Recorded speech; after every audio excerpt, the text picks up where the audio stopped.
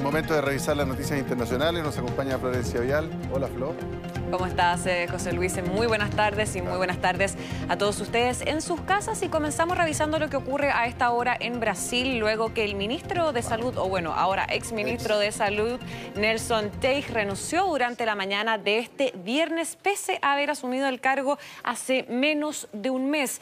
Según medios locales, el ministro habría tomado esta polémica decisión debido a las incompatibilidades y fricciones, la verdad, de que con el presidente Jair Bolsonaro, por sus diferencias en torno al combate del coronavirus. Una renuncia sumamente sorpresiva que fue anunciada por el propio Ministerio de Salud en una breve nota oficial que solamente informó sobre la dimisión y anunció que se va a realizar durante la tarde de este viernes una rueda de prensa donde presuntamente se van a entregar más detalles de esta sorpresiva salida. Hay que recordar que Teich, que es un oncólogo, eso sí, sin experiencia en la administración pública, fue designado como ministro de Salud por Bolsonaro tras, recordemos, la polémica destitución de Luis Enrique Mandetta, un firme defensor de las cuarentenas en el país y que el gobernante, recordemos, que Bolsonaro rechaza para impedir la expansión de la pandemia. Una crisis sanitaria que hay que mencionarlo. Hasta hoy ha dejado en Brasil casi 14.000 muertos. Y aquí una de las cosas que podríamos decir que la gota que rebalsó el vaso respecto a la salida de Teich es que él también alega diferencias con Bolsonaro respecto al uso de la cloroquina, que es un fármaco que el mandatario promueve, esto en el estado inicial del tratamiento de pacientes contagiados, pero que Teich justamente rechazaba porque asegura que las pruebas con este medicamento no se revelaron concluyentes y por lo tanto no era necesario arriesgar a la población a un remedio que no es concluyente. Además, bueno, Bolsonaro incluyó, entre comillas, sin consultar con su mano derecha, en este caso en frente de la crisis sanitaria que tendría que ser el ministro de Salud, que las peluquerías, por ejemplo, y los gimnasios entraban a la lista de actividades esenciales y eso dicen los cercanos a Teich, que molestó bastante al ministro respecto a las decisiones que toma justamente Bolsonaro sin consultar a los equipos de expertos y también obviamente a las propias autoridades. La pregunta es quién va a agarrar este fierro caliente, porque está la pandemia un tanto descontrolada en Brasil. Sí. Y evidentemente el que asuma seguramente terminará asumiendo la responsabilidad final de cómo se trabajó la pandemia. Claro, se le viene un desafío bien grande a quien decida arriesgarse y tomar el cargo de ministro de Salud en Brasil, considerando que las reacciones se han estado registrando durante toda la mañana desde que se dio a conocer esta información. Y, por ejemplo, el gobernador de Sao Paulo, João Doria, uno de los principales críticos a la gestión de Jair Bolsonaro respecto a esta crisis sanitaria y que además promueve las medidas de aislamiento, lamentó la salida de Teich y dijo, lamentablemente, en Brasil estamos a la deriva. Bien, y ahora nos vamos a China, luego que el gobierno de ese país anunció que llevan un mes sin registrar ninguna nueva muerte a raíz del coronavirus dentro de su territorio. Según el último balance entregado por la Comisión Nacional de Salud de China, la última muerte fue el 14 de abril, cuando las principales olas de contagio dentro de ese territorio ya venían a la baja. Sin embargo, China comunicó esta jornada de 4 casos nuevos confirmados de contagio, los que corresponden a contagios locales en la provincia de Jilin. Esto queda al norte del país, donde las autoridades han confirmado que se ha detectado un brote que eso sí califican como de origen incierto.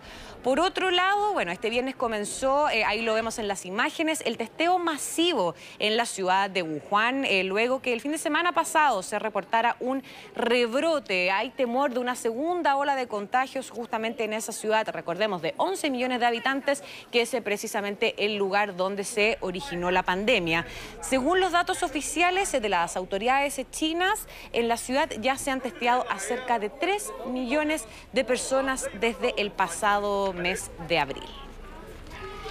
Bien, y ahora nos vamos a Alemania, luego que las autoridades de ese país confirmaron la lamentable noticia de que la economía alemana entró en recesión debido obviamente a los graves y fuertes impactos que ha tenido la pandemia en las economías globales. Según la Oficina Federal de Estadísticas, la economía alemana cayó entre enero y marzo de 2020 un 2,12% respecto al trimestre anterior.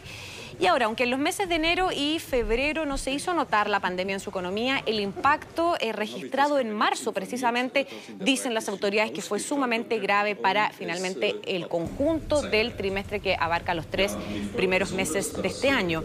El tema es que los datos anunciados indican que se trata del mayor retroceso del PIB desde la crisis económica y financiera de 2008 y 2009 y la segunda mayor caída desde la reunificación de las Alemanias en 1990. Bien, y ahora nos vamos a China, pero con otro tema, luego que las autoridades de ese país le respondieron al presidente de Estados Unidos, Donald Trump, quien advirtió que estaba pensando congelar las relaciones de todo tipo con China. Según el vocero de la diplomacia china, y lo vemos, Zhao Lijian, él dijo, y aquí voy a citar, mantener relaciones estables entre China y Estados Unidos está en el interés fundamental de los dos pueblos. Todo esto luego que el mandatario estadounidense dijo este jueves en una entrevista en la cadena de noticias Fox que por un lado se sentía engañado tras los acuerdos comerciales y además se criticó el manejo de la pandemia por el país asiático y dijo que por eso justamente es que dio la idea de poner fin a todo tipo de relaciones con ese país. Sin embargo, desde Beijing instaron este viernes a reforzar justamente la cooperación con Washington en la lucha, obviamente, contra la pandemia del COVID-19. Principalmente, ellos dijeron, para abogar por la paz y la estabilidad del mundo, como yo les decía, según indicaron las autoridades chinas. Bien, y ahora nos vamos a Estados Unidos, luego que el gobernador del estado de Nueva York, Andrew Cuomo, decidió extender la cuarentena en esa ciudad hasta el próximo 28 de mayo. Según las autoridades, la decisión fue tomada considerando que la ciudad de Nueva York sigue siendo el epicentro de la pandemia en ese país, con más de 20.000 fallecidos.